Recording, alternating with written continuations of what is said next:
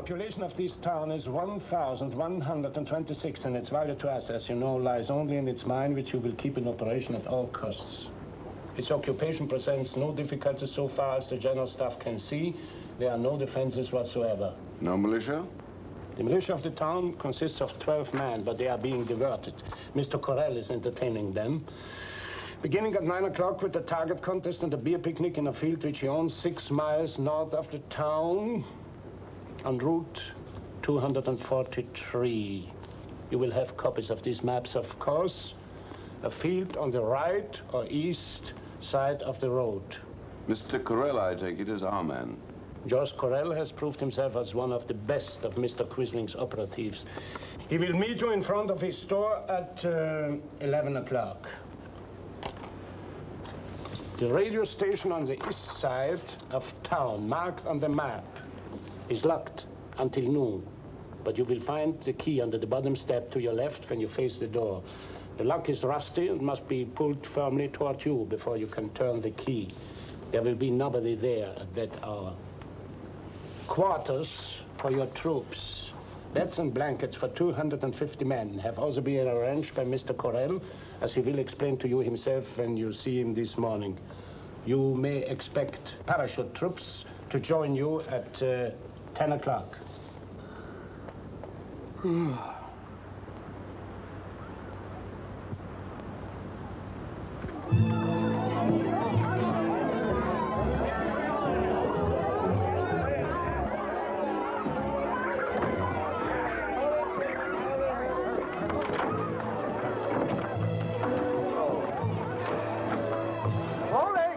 Don't let Albert drink it all up before I get there.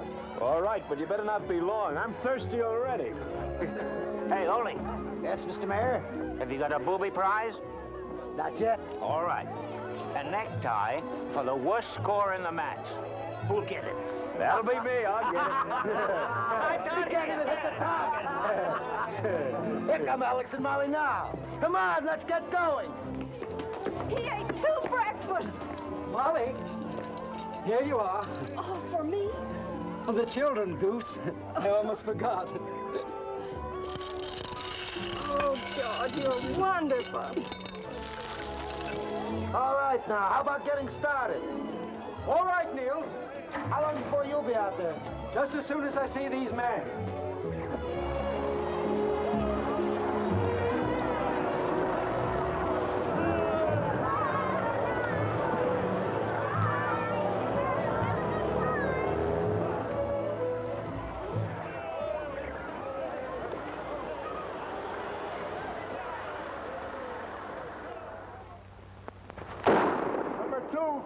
Number 2-5. Number 3-7. Number 3-7. Number 4, Bullseye. Number 4, Bullseye. I did it. I brought you luck. Oh, it's a good thing I didn't know you were there. I'd have missed the whole thing. Quiet, please. Number 1-9. Has anybody else made one? No, but they will. Ole will. He'll win. Beer? Mm-hmm. You'd shoot more, he wouldn't. Ole's mighty good. You just don't practice. Thanks.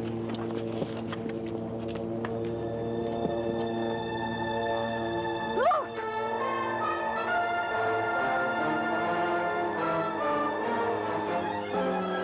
Parachutes.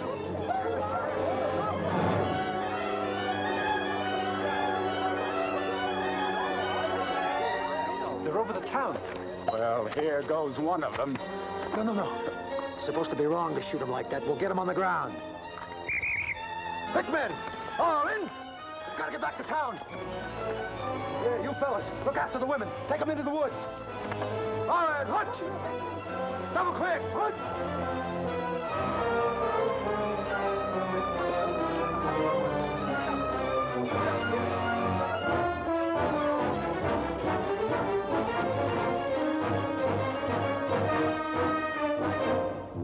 Here they come.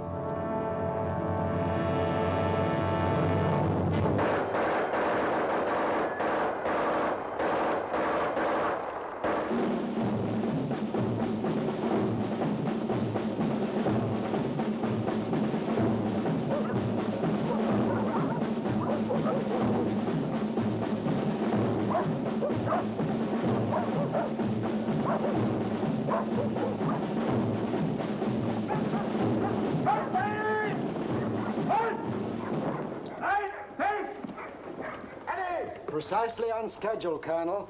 My congratulations. Thank you, Mr. Correll.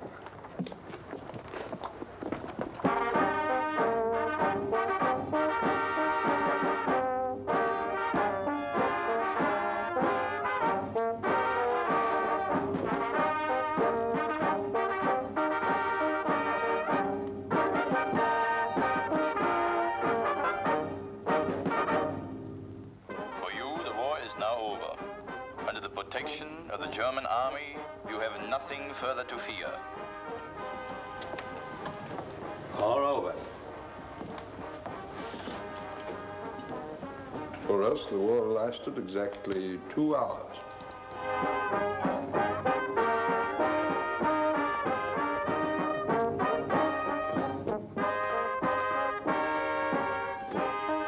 That's a very good idea, the music. Shows friendship. That, I believe, is the theory, anyway. That's all that'll be needed. Just some assurance of peace and friendship. I know these people well, and there's no feeling for fight in them.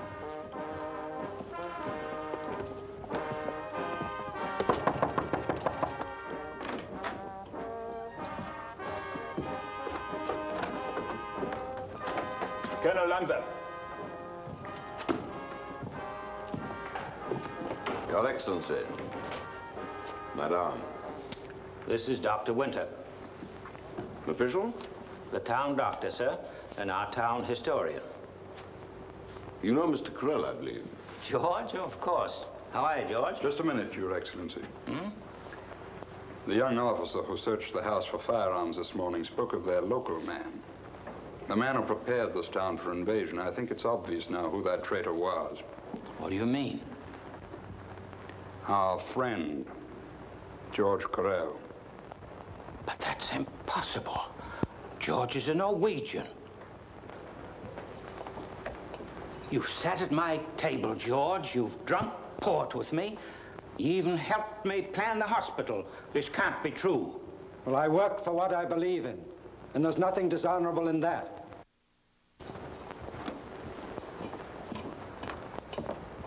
I do not wish to speak in this gentleman's company.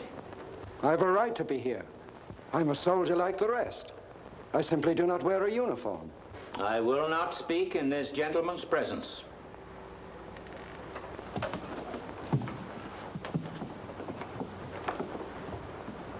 Perhaps you'd better leave us, Mr. Correll. But I have a right to be here. You will please leave us, Mr. Correll.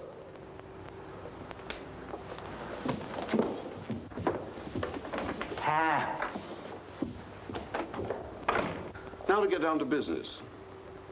I'm hoping, Your Excellency, that our undertaking here may be accomplished without friction. What are you proposing? This is, after all, more of an engineering job than a conquest. We need your mine. The iron must come out and be shipped. We have technicians, but the local people will continue to work the mine. Is that clear? Yes, that's clear enough. But suppose the people don't want to work the mine? They must. They're an orderly people. They don't want trouble, do they? Well, I don't know, sir. I can't tell you. They're orderly under their own government. How they'd be under anybody else's, I don't know. Perhaps I should warn you, gentlemen, not to be misled by my preference for peaceable methods. If it becomes necessary, I promise you I will not hesitate for 1 second to destroy this town utterly, including its population. Madam? Yes? There's some soldiers on the back porch. They won't bother you. They're under orders. But they're staring. What of it? Get out of here and stay out. I warn you, Mr. Mayor, you will be doing your people a service by keeping them in order. A service? It's your concern to see that they work, and then they'll be safe. Suppose they don't want to be just safe. Well, then you must think for them. Oh, about a great many things I'm still confused, but about that I'm very sure. My people don't like to have others think for them. With your people it may be different, but mine don't like it. I don't care if you're Madam, What do you want? It's Annie, sir. She's getting very angry. Is that the cook again? Yes, sir. You know how she hates being stared at. And she's boiling water, too. Madam, this is a conference of some importance. Is it too much to ask that we be allowed to conduct it without interference from your servants? I'm not a servant. Joseph, leave the room. And tell Annie that I say she's to behave herself. She's very touchy, I'll tell her. but so good. I wouldn't want to lose her. One thing more, Mr. Mayor. I should like to be quartered in this house with my staff. It's not very large. That's not the point. We find that when the staff lives under the roof of the local authority, there's more tranquility. Am I permitted to consider this honor? I'm afraid not. She's going to throw it, madam. Stop that!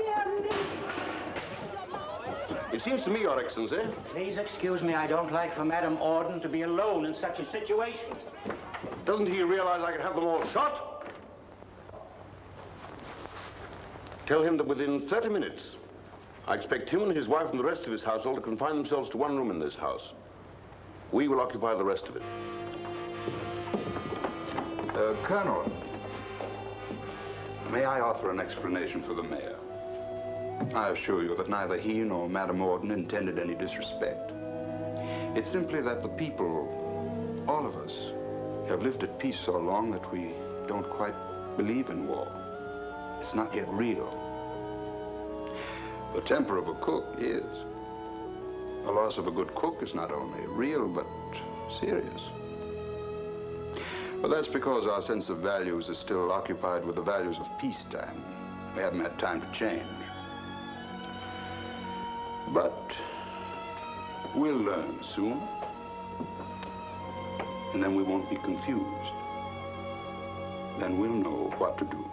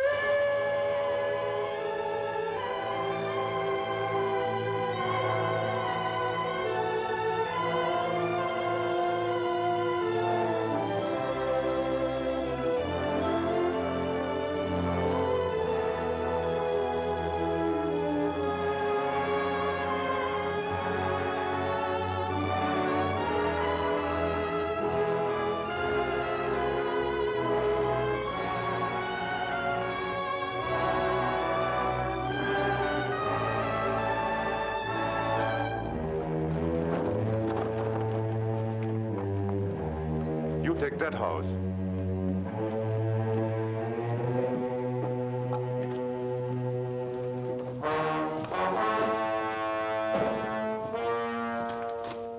Warden? Yes, You got a radio set. yes. Where is it? I'll get it. Let me. Please. We like to look around, see how everything is. What's the matter with you? I'm not well. I'm sick. Are you a doctor? No. Then how do I know whether you are sick or well? Get out of here and get to work.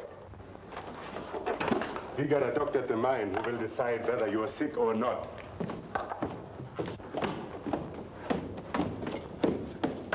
See that he gets out of here, because I'm going to tell them to look for him.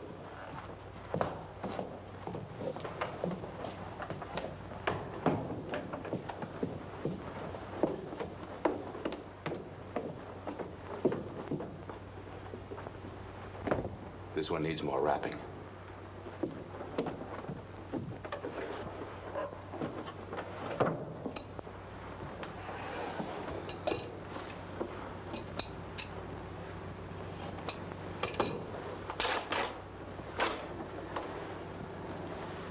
You burned the uniform, didn't you? I buried it. I thought you might need it again.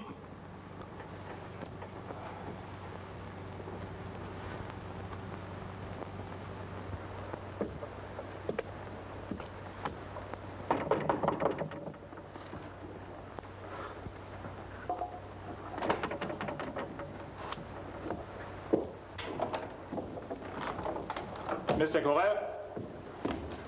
Good morning, Colonel. Major. So soon? Pardon? So they've tried to kill you already? This? Oh, this was a stone that fell from a cliff in the hills last night. Fell? Oh, you don't understand, Colonel. These aren't fierce people. They haven't had a war in 100 years. They've forgotten about fighting. Well, you ought to know. You've lived among them. But if you're safe, they're different from any other people on Earth. Well, look at them this morning. Calm, sensible. Still a bit startled, of course, but that's because they didn't expect it. I know them, sir. Without question, you've done a remarkable job, Mr. Crow. But now you'll be leaving for Berlin, I suppose. Oh, I don't think so. No? What do you have in mind?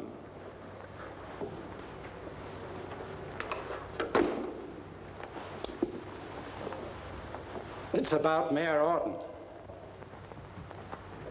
Yes? I believe, Colonel, that you should have a civil authority that you can trust. I believe Mayor Orton should be removed and... Well, if I were to take over his office, it and the military would work very nicely together.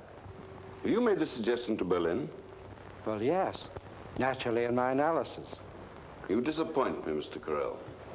What do you mean? The very fact that you could make that proposal shakes whatever confidence I had in your intelligence. I shall be content to let my record speak for itself, Colonel Lancer. Have you talked with any of the townspeople since we arrived here? Outside of the mayor, that is. No. And you've no idea what they think about you? Well, I have many friends here. They will understand. Anybody buy anything in your store this morning? Well, all business is at a standstill, of course. No one is buying anything.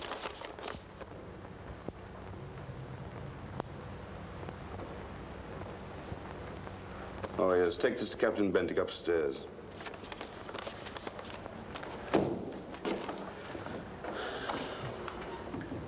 Yours is a very difficult and brave branch of the service, Mr. Corral. It should be greatly rewarded. Well, thank you, sir. And now we must be practical. My job here is to get out the iron. To do that, I must maintain order and discipline. And to do that, I must be able to anticipate revolt. Well, as mayor, I'll be able to find out whatever you wish to know, sir. On the contrary, I don't think that you will ever again know what is going on here. Your usefulness ended with our arrival. Such is the nature of your work. There I disagree with you, Colonel. What is important to me is that while you remain here, you will be a provocation to trouble.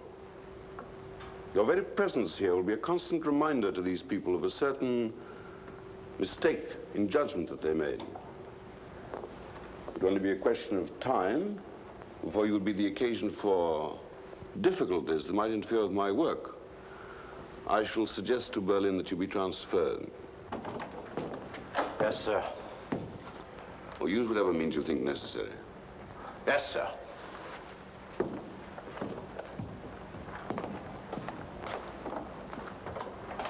As for Mayor Orton, he's more than a mayor.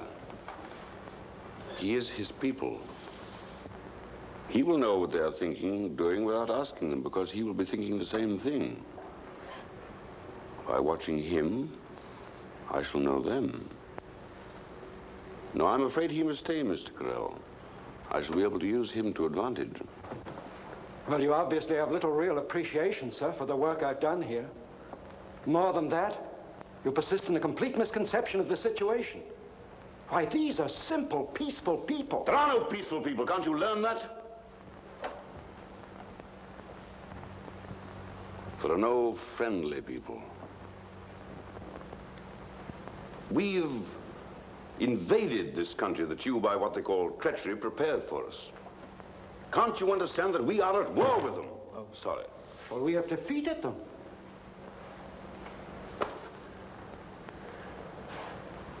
Defeat is a momentary thing. It doesn't last. We were defeated, and now we attack. Defeat means nothing. Do you know what they're planning right now behind their doors? Do you? Of course. I've occupied countries before. 20 years ago, I was in Belgium and France. Are you afraid, Colonel? Should the commander of this occupation be afraid? I'm simply tired of people who have not been at war who know all about it. I remember a little old woman in Brussels, sweet-faced, white hair. She was only 4'11". Delicate old hands. You could see the veins almost black against her skin. She used to sing German songs to us in a sweet, quivering voice. She always knew where to find a cigarette or a drink. We didn't know that her son had been executed. When they finally shot her, she had killed 12 men with a long, black hat pin. But you shot her. Yes, of course we shot her. And the murder stopped. No. The murders did not stop. And when we finally retreated, the people cut off the stragglers, and they burned some. And they gouged the eyes out of some. And some they even crucified. You will not object, I hope, if I remain here until I get an answer from Berlin. No, I won't object. Oh, thank you, sir. Mr. Carell. Yes? Meanwhile, wear a helmet. Because I'm afraid it started again already.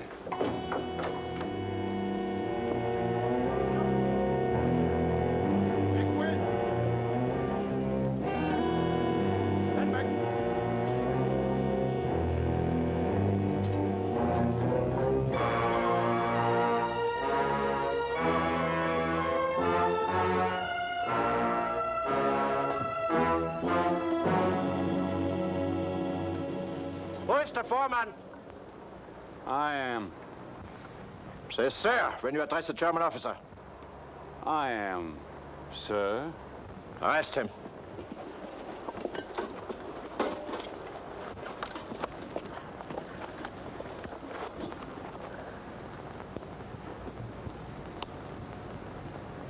And Tim?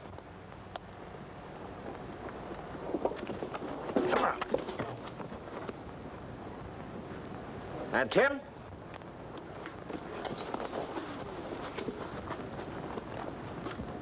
And Tim?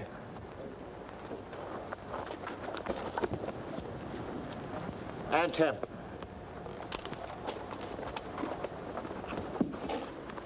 So, you don't want to get out of the island. But you will. You are now servants of the German Reich. And you will not only get out the iron as before, you will get out more. You are thinking now, perhaps, that you won't. That perhaps the carts will break down. And the tools will get lost. And anyway, you will be very, very slow about it.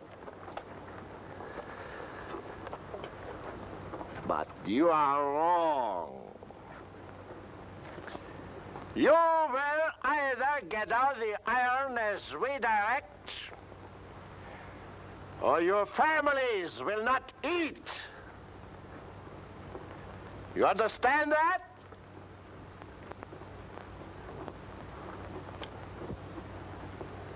You will eat. Oh, yes, because we need your strength. But you will eat at a mine, where we will feed you what is necessary.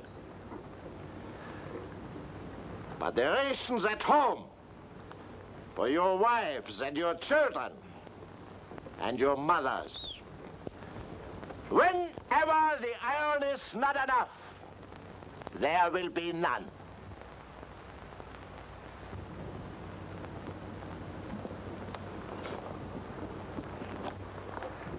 You don't like that idea, do you? Oh, we're not slaves. Oh, you are not, huh?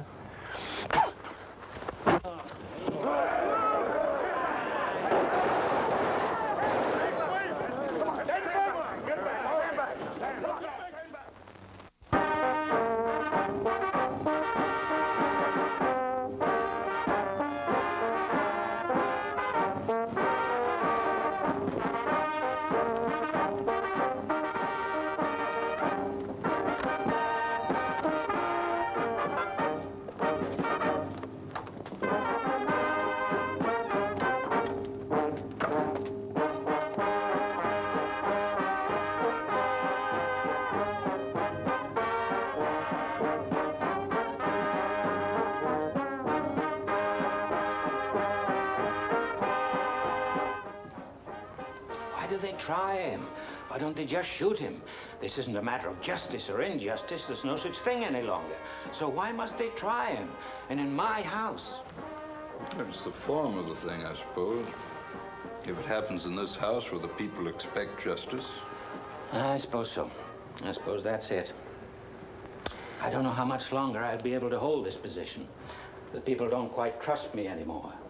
Neither does the enemy. I don't know what to do. You trust yourself, don't you? Well, of course.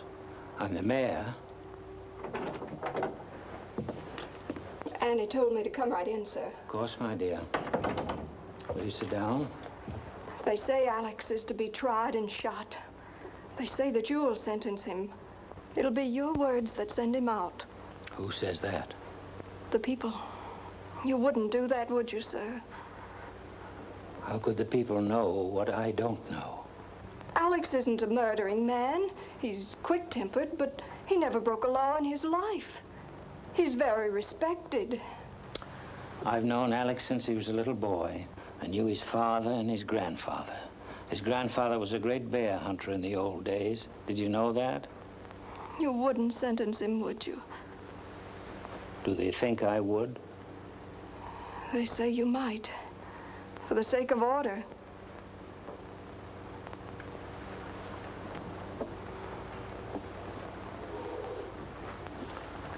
Do the people want order, Molly? I don't know. They want to be free.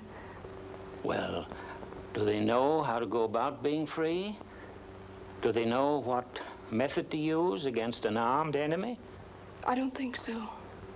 Molly, you're a bright girl. Do you know? No, sir. But I think the people feel they mustn't be docile. If they're docile, they're beaten. They want to show these soldiers they're not beaten. Well, they've had no chance to fight. It's no fight to go against machine guns. Will you do something for me, Molly? If I can, of course. When you know what the people want to do, will you tell me? Yes. You really mean no? You don't trust me? What about Alex? No Norwegian will sentence him for anything. He's committed no crime against our people. They'll kill him anyway, won't they? My dear child. Don't touch me, please. Excuse me. I want you to go and stay with Molly Morden. I don't want you to leave her alone. Go now. Yes. I'll go. When will it be over? I don't know. I'll send Annie when it's time.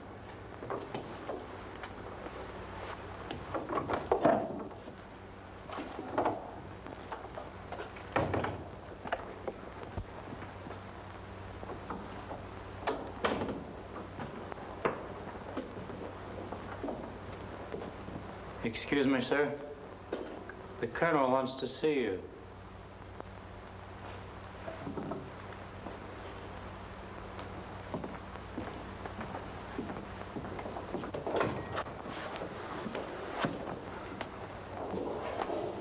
Close the door, please.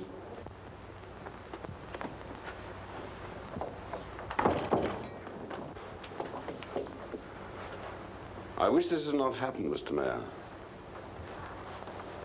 I wish we could have all been spared this nuisance.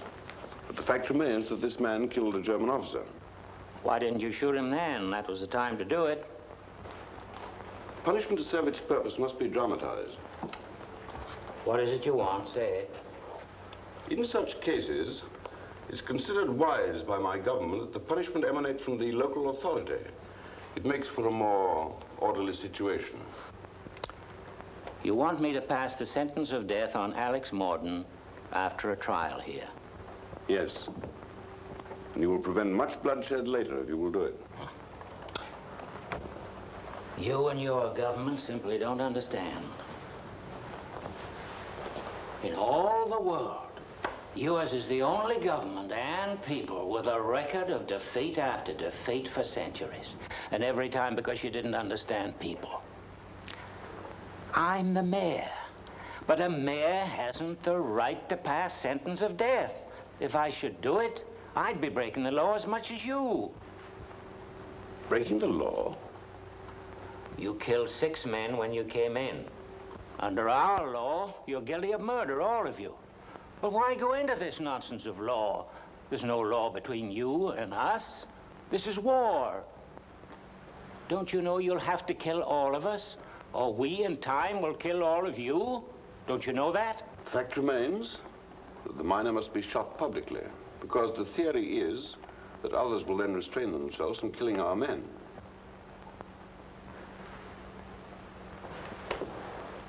I'll tell you what I'll do.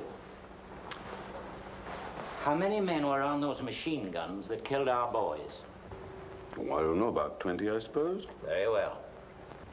If you'll shoot those 20 men, I'll condemn Morton. Are you serious? Certainly I'm serious. But that can't be done, and you know it. Certainly I know it. And neither can what you ask be done. When ordered back to work, he refused to go. And when the order was repeated, the prisoner attacked Captain Bentinck. Sit down, Alex. One of you fellas get him a chair. It's customary for the prisoner to stand. Oh, let him sit down. Who else will know? You can report that he stood. Sit down. Captain Bentinck received a blow on the head with a bar of iron that crushed his skull. A medical report is appended. Shall I read it? No need. You don't deny that you killed the captain, do you? I hit him. I don't know if I killed him. Good work, Alex. You mean to imply that Captain Bentinck was killed by someone else? I don't know. I only hit him, and then somebody else hit me. Do you want to offer an explanation? I can think of none that would change the situation, but we'll listen. I respectfully submit that the colonel should not have said that. It indicates that the court is not impartial. Have you any explanation? I was mad. I've got a pretty bad temper sometimes. When I said we weren't slaves and he spit on me, I got mad and hit him. I guess I hit him pretty hard. Are you sorry? It would look well in the record if the prisoner was sorry. Sorry? No, I'm not sorry. I used to be an alderman. No one can treat me like that. But if the sentence is death, won't you be sorry then? You mean, would I do it again? That's what I mean. If the same thing happened, I guess I would. Anyway, I'm not sorry. It's put in the records that the prisoner was overcome with remorse.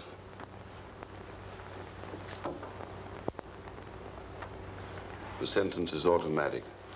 The court finds you guilty and sentences you to be shot immediately. Is there anything I've forgotten? You've forgotten me. Alex, I'm the elected mayor. I know it, sir. Alex, these men are Germans, invaders. They've taken our country by surprise and treachery and force. This should not be permitted, sir. Would you rather it be whispered? When it happened, we were confused.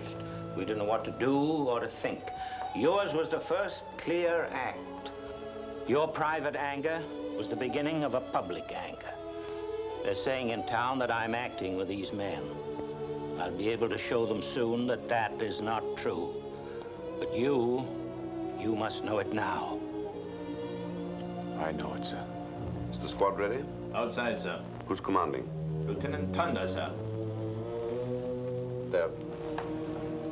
They're ready, sir. Are you afraid, Alex? Yes, sir. I can't tell you not to be. I would be too. And so would these These young gods of war. Is it now? Immediately. I don't see Molly again? Do you want to? No. Tell her afterwards. Goodbye, Alex. Go, knowing that these men will never again have any rest. No rest at all till they're gone from Norway or dead. You're making the people one. It's a sad knowledge and little enough gift for you. But know it anyway. Goodbye, Alex. Goodbye, sir.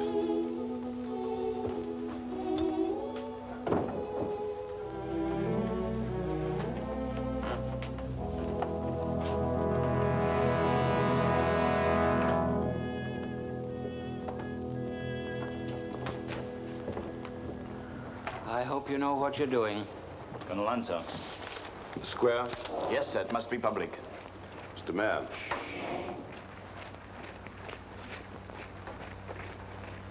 Detail! Halt! Cry! Face! Ready! Aim! Fire!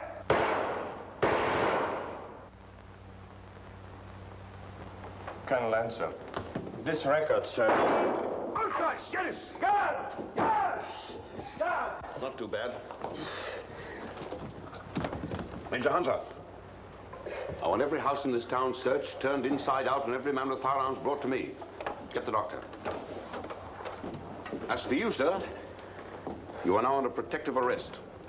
I preferred peace in this undertaking, but since that's not to be, you may as well know now that I'm prepared to shoot 5 men, 50 men, 500 men, until you and your people understand who is master here.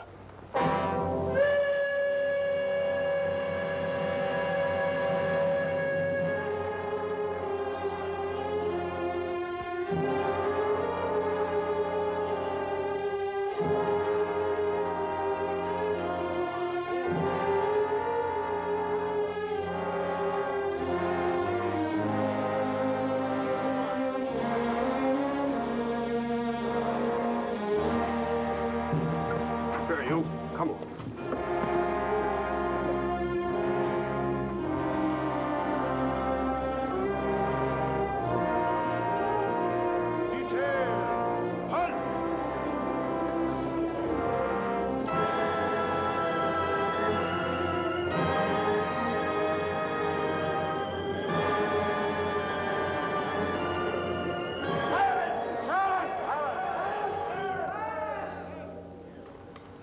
The progressively uncooperative attitude of the people of this district has culminated in the unprovoked attempt upon the life of a German officer.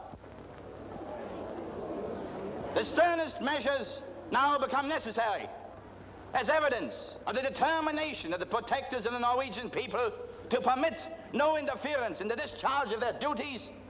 The following hostages have been condemned to death by shooting.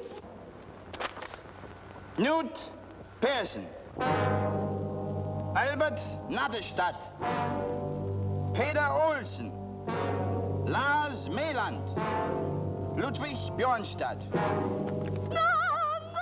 God, please, no!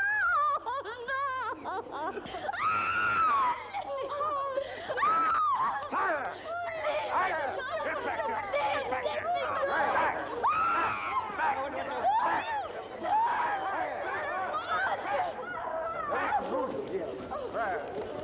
All right, detail, tension, forward, watch. Helga! Helga! Ludwig! Be a man.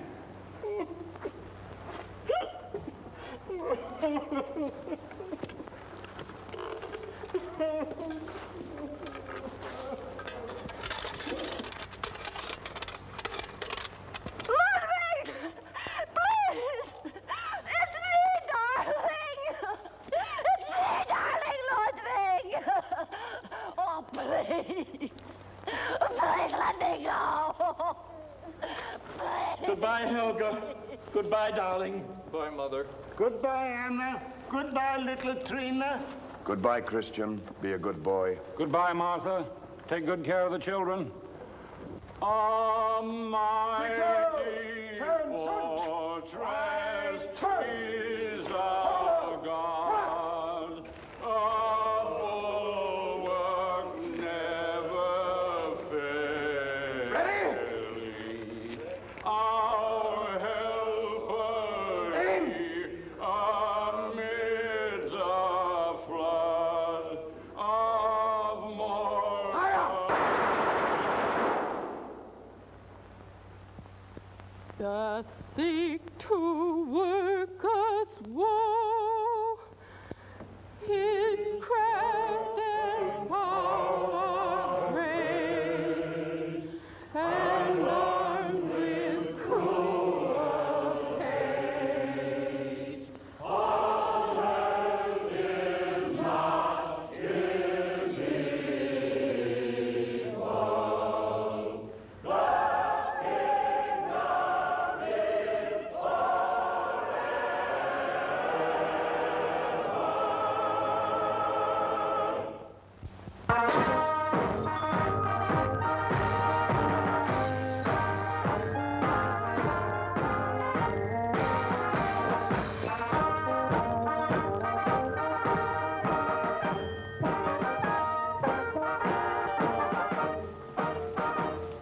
Hello.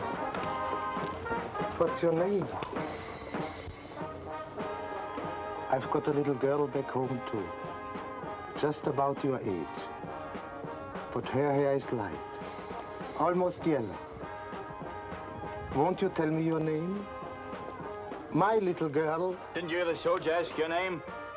Her name is Kari. Is the child deaf or simple? No, but... Then let her answer. Answer the man, darling. Tell the soldier your name. Kari, do you hear me? Tell the soldier your name.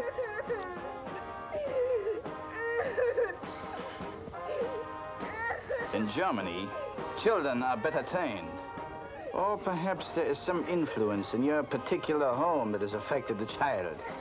Now listen to me, all of you. There's a limit even to our patience. And I warn you now that you are doing yourselves no service by this persistent attitude of antagonism and surliness toward your protectors. Either you will correct it, and quickly, or we will find some means to impress upon you the error of such an attitude. You will repeat what I've said to your families, to your friends, to everyone.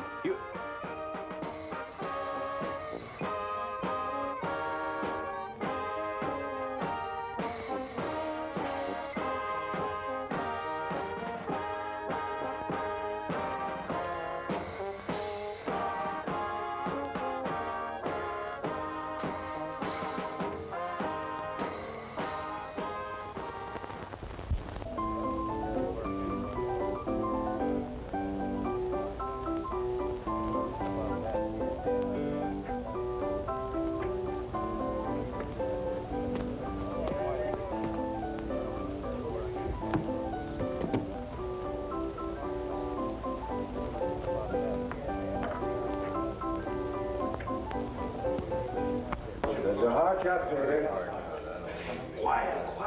Quiet, everybody. All right, Peter. Bullseye. That was great. I never saw you.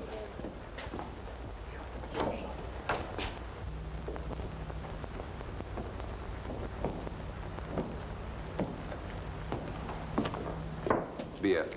Pilsner.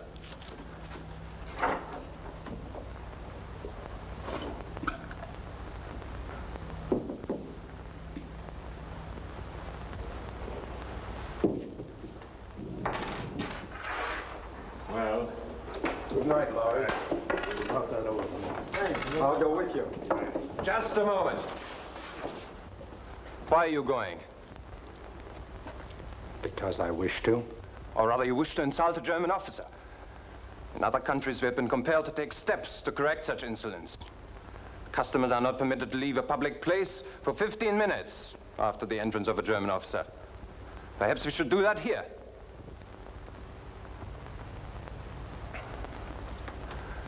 Or perhaps we can be more sensible. We have neither of us anything to gain by bickering. We have now been here nearly 4 months, and we shall continue to be here for a long time to come. So perhaps we should accept this fact and try and make the best of conditions. You'll return to your tables and continue your discussions. 15 minutes, Lieutenant.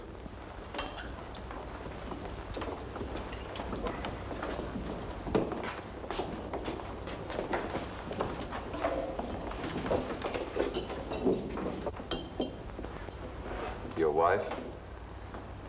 Yes, sir. She plays well. Do you know Brahms' lullaby? Yes, sir. Will you play it, please?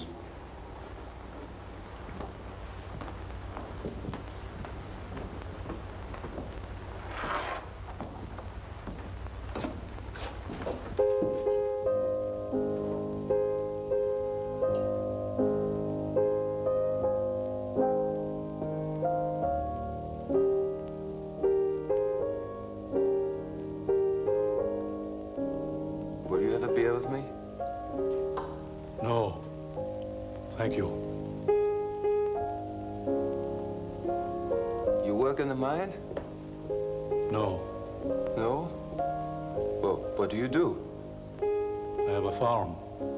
I was born on a farm. I grew up on it until I went to the university. My father still runs it. At least, my mother does. It's not very large, and she and my sisters manage very well. Where's your place? North. North where? On what road? The valley. Oh, I've probably seen it then. I drove up in the valley the other day. Oh, those are fine farms up there. Some of the best I've ever seen. Which was yours?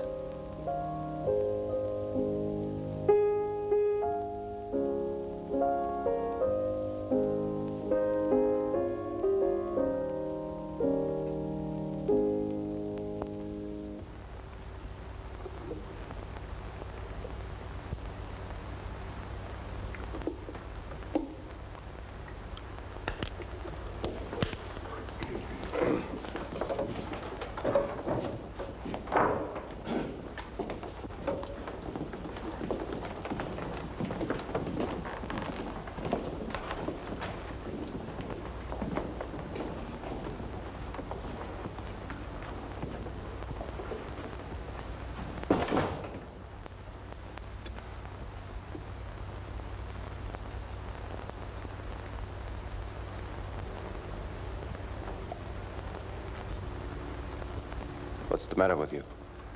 What are you looking at? Nothing, sir.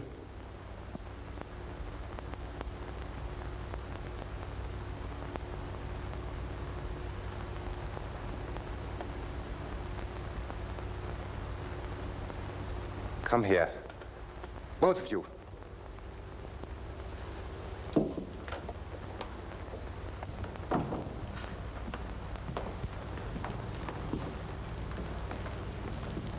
Drink some of this. Are you serious, sir? Drink, I tell you.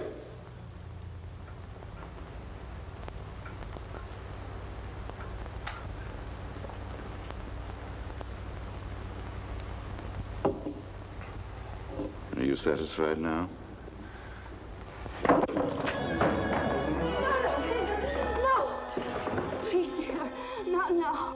Please, please, not yet.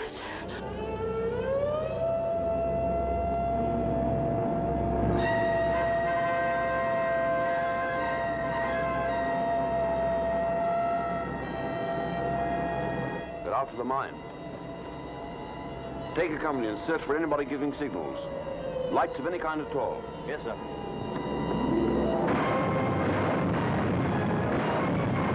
But they told us there wasn't any more RAF. See anything? I got 2 lights lined up. They need a third. That is, there's the 4 of them. Give it to him. Bombs gone.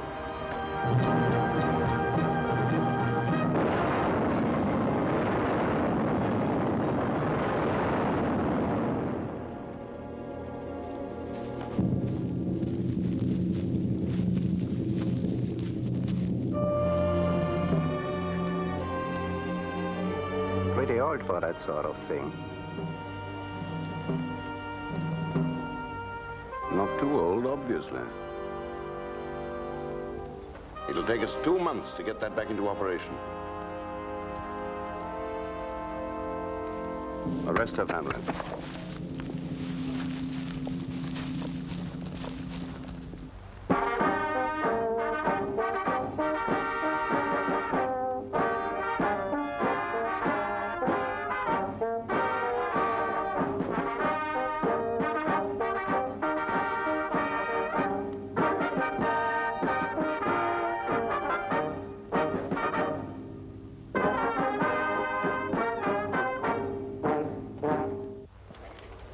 I hate these lanterns.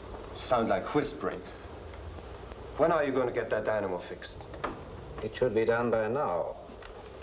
You get the fellow that wrecked it? It might have been any one of 5. I got all 5. That's better.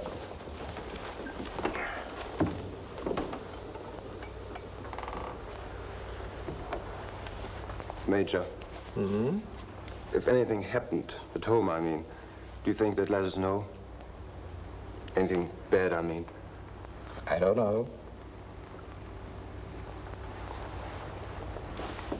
I'd like to get out of this godforsaken hole.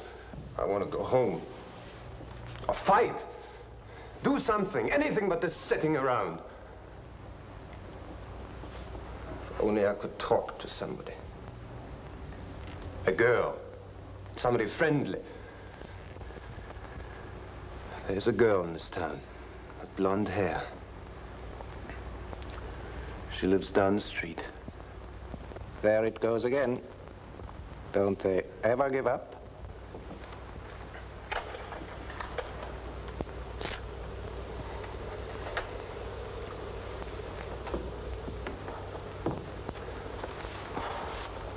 You'll be careful, Lieutenant, not to let the people hear you talk this way. They'd like nothing better than to know that your nerves are getting thin. Don't let them hear you. I don't think he ought to be allowed to say such things, or even think him. He's a soldier, isn't he? Then let him be a soldier. I see they got your dynamo again. I never seem to be able to get the right fellow.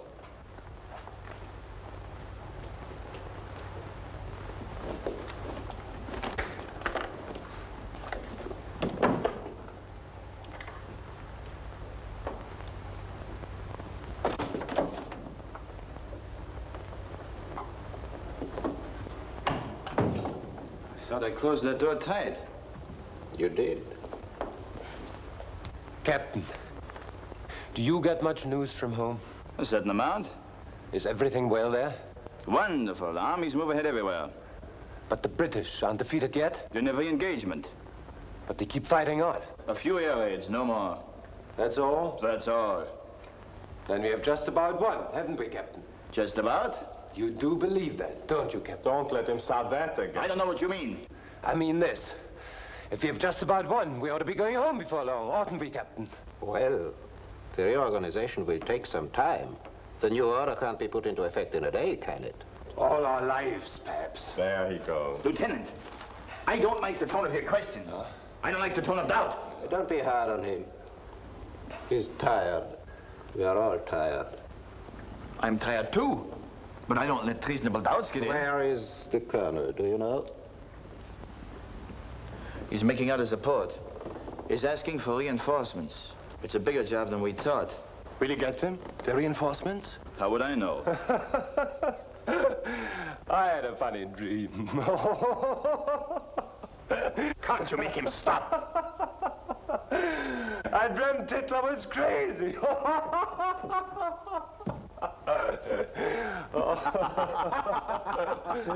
You ask the French how crazy he is, or the Poles. Ask them. They'll tell you how crazy he is. This country, Norway, is it conquered? Of course. Conquered and we are afraid. Conquered and we are surrounded. Everybody, stop him. Conquest after conquest, deeper and deeper in the molasses. Flies conquer the flypaper. Flies capture 200 miles of new flypaper. Stop it, Lieutenant. Jerry, stop it!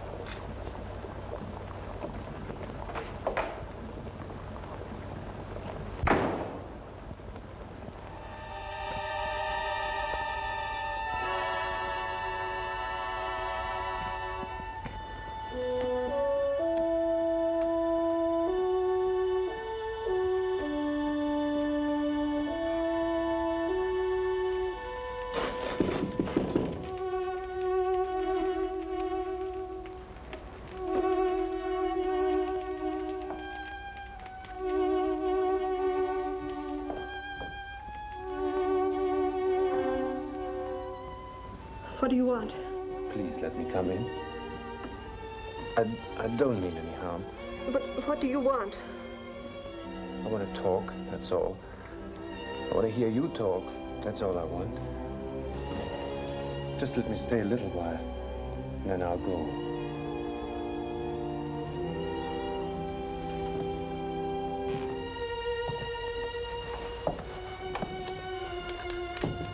Just for a little while. Can't we forget the war?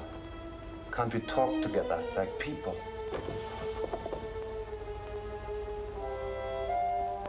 Why me?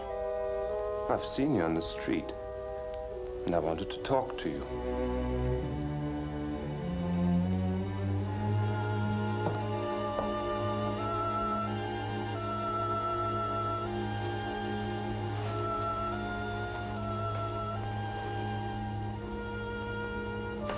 You're lonely, is that it? Yes, that's it. I knew you'd understand. I'm lonely to the point of illness. Can't we talk just a little bit? A few minutes, if you wish. Not long. May I sit then? Of course.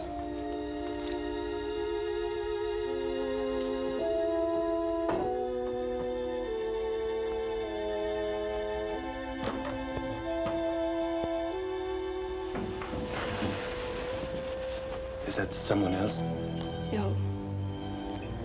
That's the snow off the roof. I have no man anymore to push it down.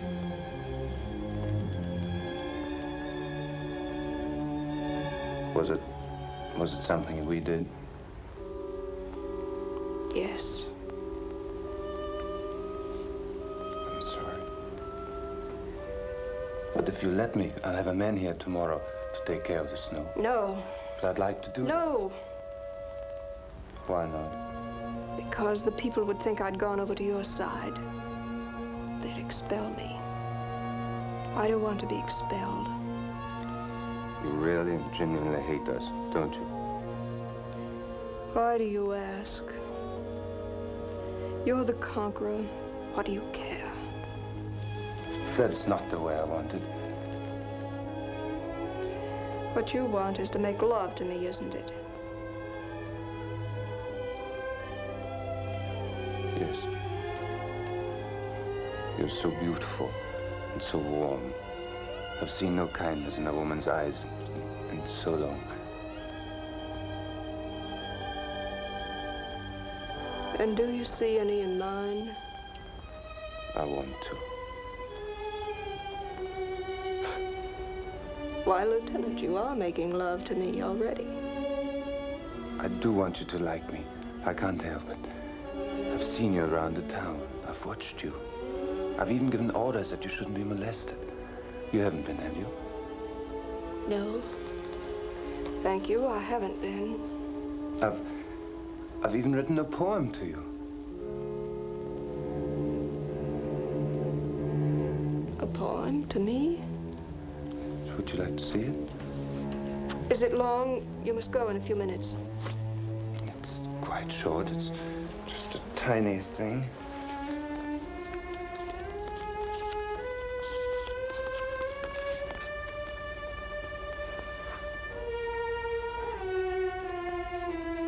Your eyes in their deep heaven possess me and will not depart. A sea of blue thoughts rushing and pouring over my heart. Did you write this, really? Yes. To me? Yes.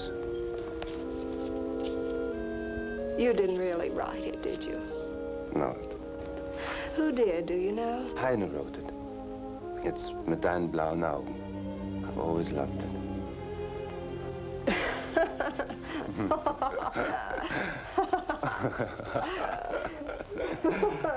Oh, I haven't laughed like that since, I don't know when. You are beautiful. You're as beautiful as that laughter. Remember, you must go soon. Of course I want to make love to you. A man needs love. Without love, a man dies. His insides shriveled and his chest feels like a dried chip. I am lonely.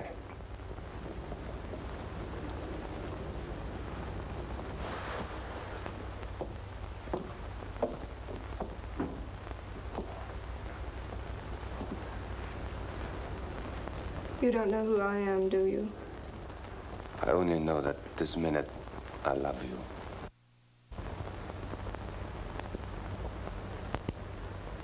All right. How much? Please. We're a conquered people, Lieutenant. You've taken the food away. And I'm hungry. Don't talk like that. No? What about your own girls after the last war? A man could choose among them for an egg or a slice of bread. Do you expect me for nothing? You fooled me for a moment. For a moment I thought you didn't actually hate me. But you do, don't you? No, I don't hate you. I'm hungry and... Yes, I do. I do hate you. I could give you anything you needed, but... It isn't nice to be hungry, Lieutenant. If you should bring me something to eat... Don't say it again, please. Why not? It's true. It's not true. You know it's not.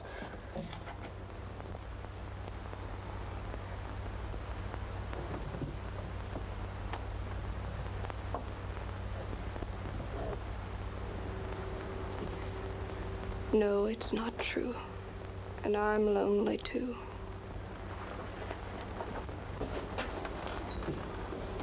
Please don't hate me. I didn't ask to come here any more than you asked to be my enemy. I'm only a man, not a conquering man. I know. Yes, I know. Haven't we some little right to life in all this death? Yes, we have. I'll take care of you. I'll love you. I'll see that you have everything. What's the matter? What is it? I took him his suit that morning. His good suit. I dressed him like a little boy for his first day at school. I buttoned his shirt and tried to comfort him. He had been beaten and he was afraid. What are you saying?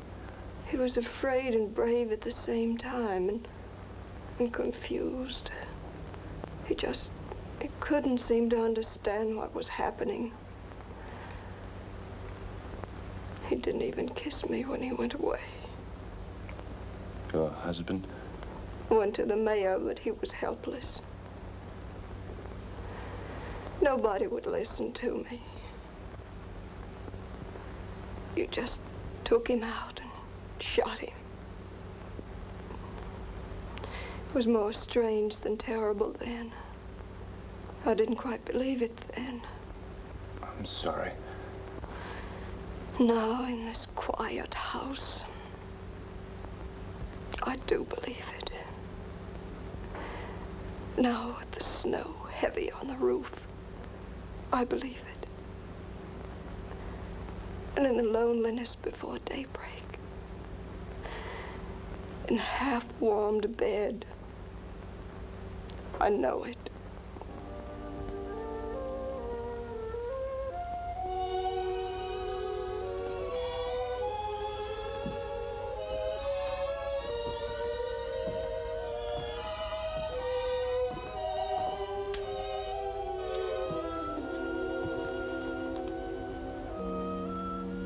Good night. God keep you. No. Don't go. I'll come another night.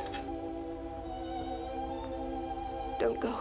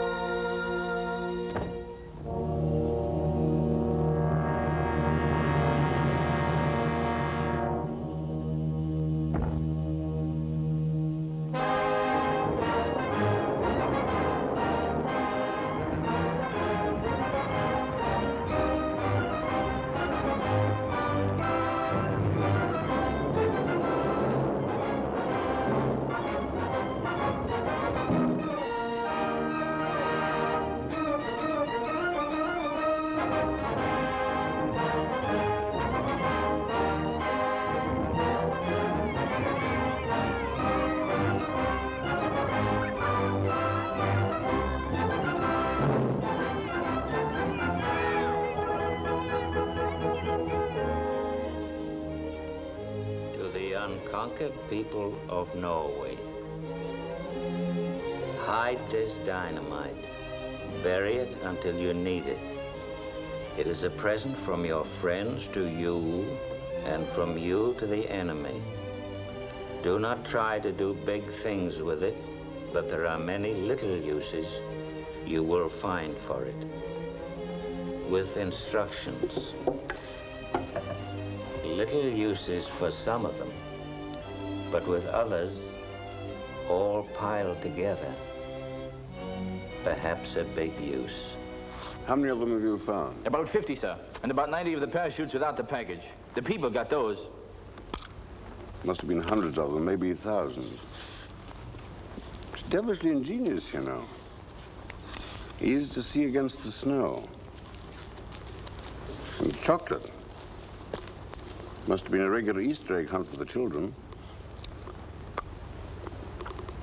And our soldiers, too. Did any of them turn in the chocolate? Ah. What do you make of it? It's silly. It's commercial dynamite. The fuse, about a minute, I suppose. It's very cheap and very simple. We must stop this thing at once, sir. Now, take it easy. Let's see what we have first, and then we'll think about remedies afterwards. You don't want them to think that we're weak, do you? Very well, Captain. What would you do? I'd set booby traps. I'd poison the chocolate. And I'd set the dynamite cap to blow up the man who handled it. Very well, that's one dead man and one dead child. But that would end it. If I thought that it would, I'd say go ahead, but would it? How do you mean, sir? If you were on the other side, wouldn't you know what to do about that? Yes, sir. I'd tie the chocolate first and some animal, the cat. And I'd poke the dynamite first to the long stick. Yes. Let's go back and think it over. But what's wrong with that, sir? Nothing, it's perfect. But what leads you to assume that you're cleverer than they are?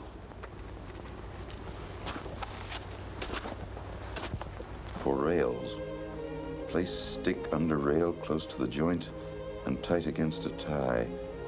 Pack mud or hard beaten snow around it so that it is firm.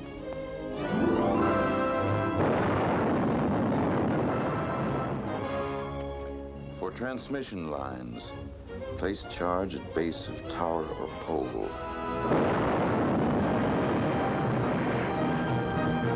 For small bridges, place charge under base.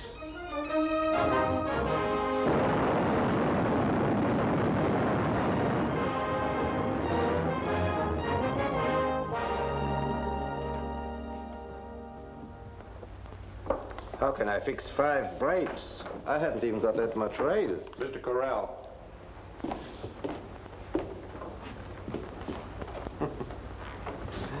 It's only a question of time, I suppose, before they completely dismantle you.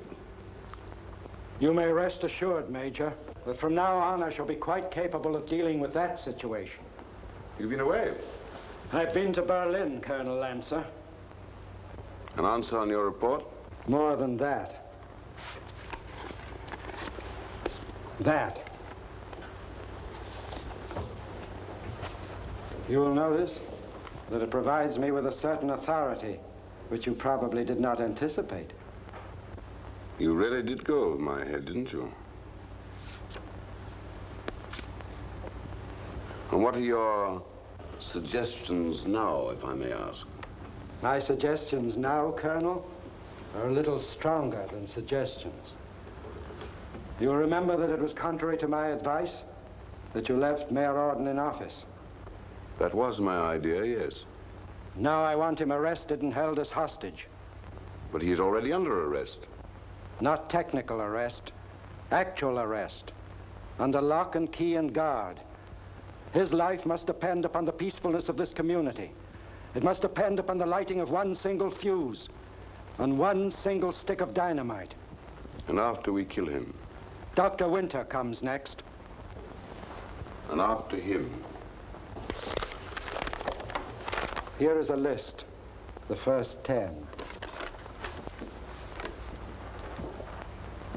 After they are gone, I will provide you with others, as long as they last.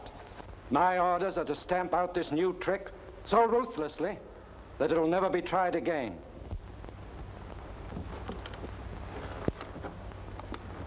I'm not averse to killing people, Mr. Corral, if that finishes it, but sometimes it does not. Sometimes it is foolish. Has it ever occurred to you that one execution may make 100 active enemies where before they were passive? Even patriotism isn't as sharp as a personal hurt, a personal loss.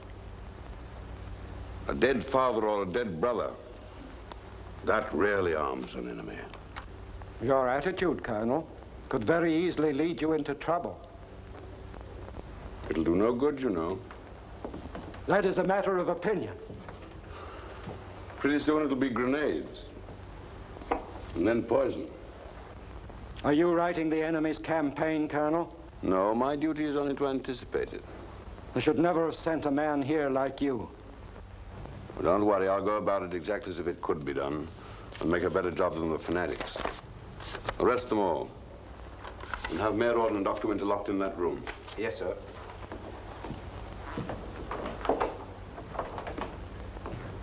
Now we'll have authority. With the leaders' lives at stake, the rebellion will be broken. That, I believe, is the theory, anyway.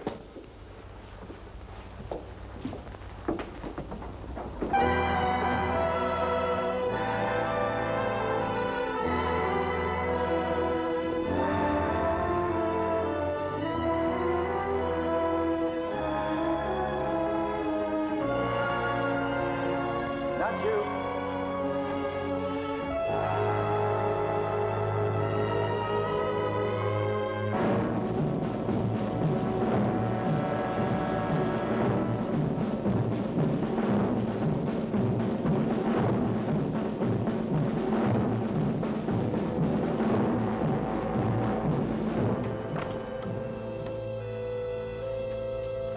Now, don't you worry about me. Annie and I'll move into Molly Morden's house. Have you heard from Molly? Yes, Is she all right? she's reached Sweden. She crossed the border.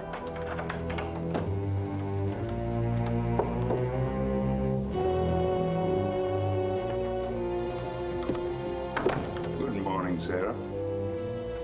Good morning, Doctor.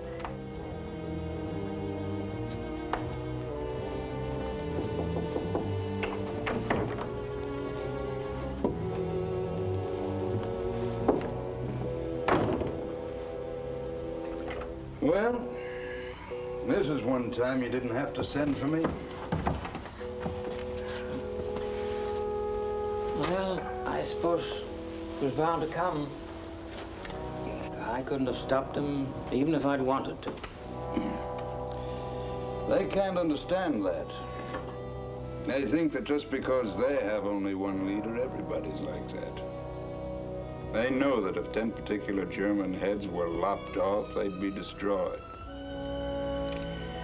But we're free people. We have as many heads as we have people. And in time of need, there'll always be leaders.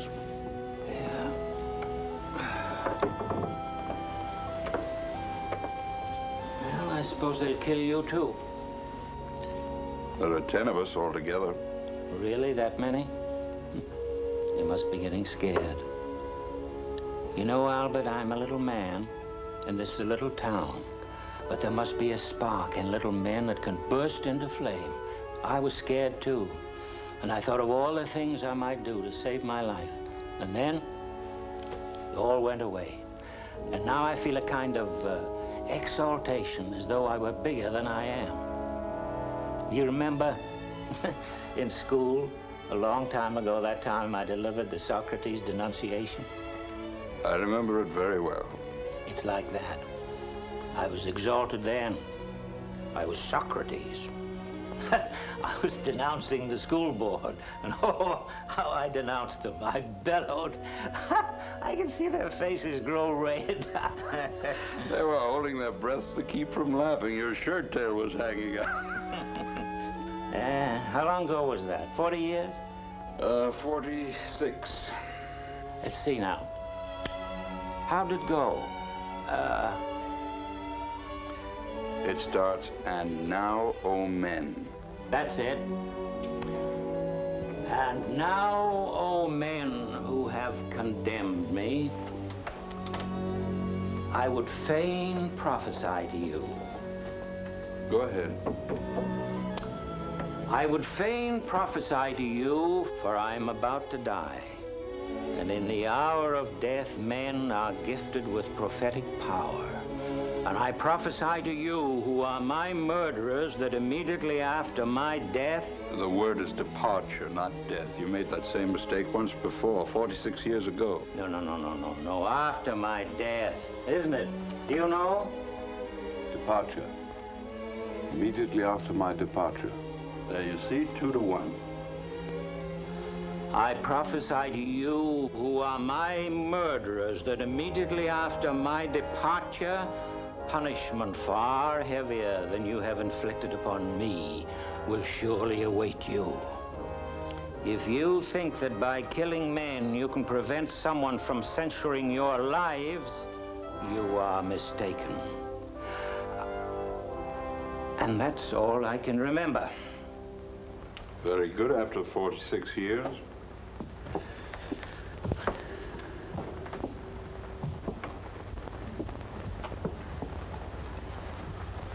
You understand, Mayor Orden, that you are being held as hostage for the behavior of your people.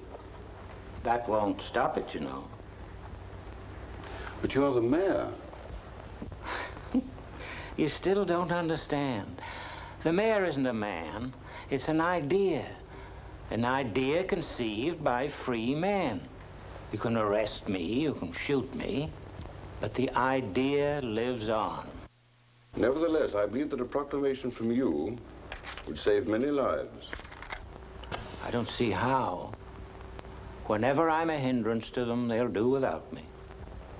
The people have been notified that you will be killed if they light one more fuse. Do you think they'll light it? I think they will, at the very first chance. Suppose you ask them not to. I think they'll light it anyway. I hope they will.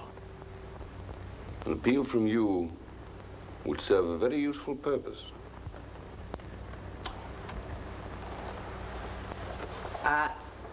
I'm not a very brave man, sir. And the way it is now, I have no choice of living or dying. But I do have a choice on how to do it. If I tell them not to fight, they'll be sorry. But they'll go on fighting. If I tell them to go on, which I shall, they'll be glad. And I, who am not a very brave man, will have made them a little braver. But you forget that we can tell them anything we choose. We can even tell them that you begged for your life. They'd know better. You don't keep secrets, Colonel. One of your men got out of hand one night and said the flies have conquered the flypaper. Now the whole country knows his words. The flies have conquered the flypaper. You can't keep a secret. You see, sir, nothing can change it. You'll be destroyed and driven out. The people don't like to be conquered, and so they won't be. Free men can't start a war, but once it's started, they can still fight on in defeat. Herdmen, followers of a dictator, can't do that. So it's always the herdmen who win battles and the free men who win wars.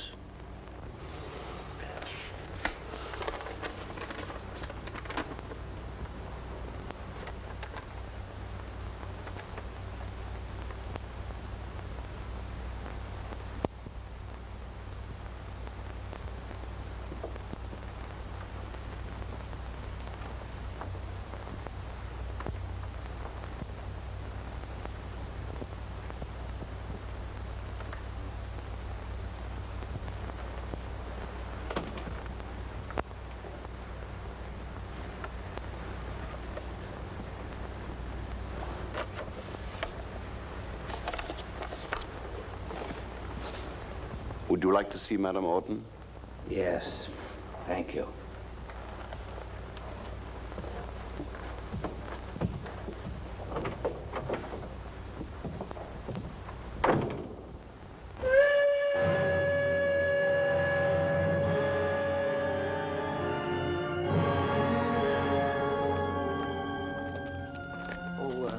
Annie, I want you to stay with Madame as long as she needs you. Don't leave her alone. Yes, Mr. Mayor. Wait!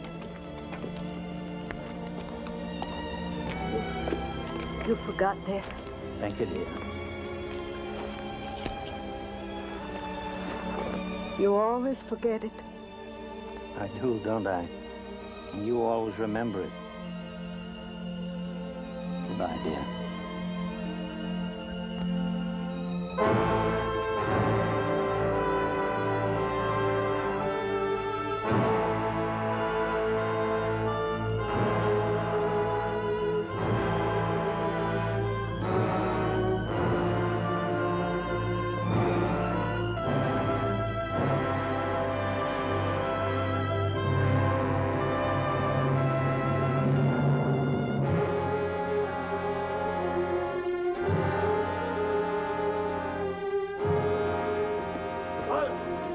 How these people back?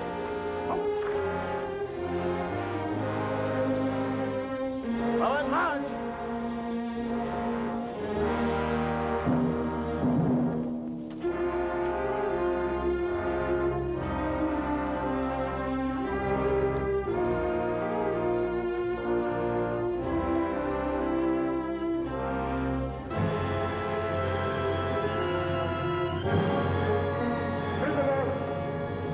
On!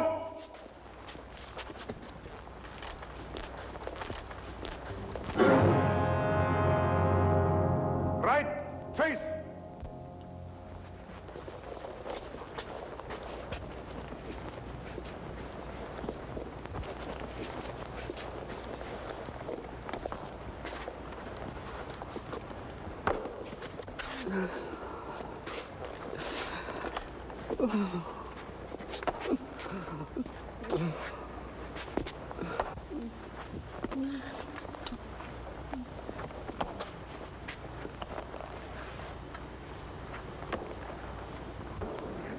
Left, face!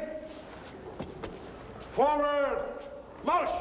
Yes, we love this land, our country, with her thousand homes. Lifting high her storm-lashed mountains, where the North Sea foams. Yes, we love her and remember those who gave us birth.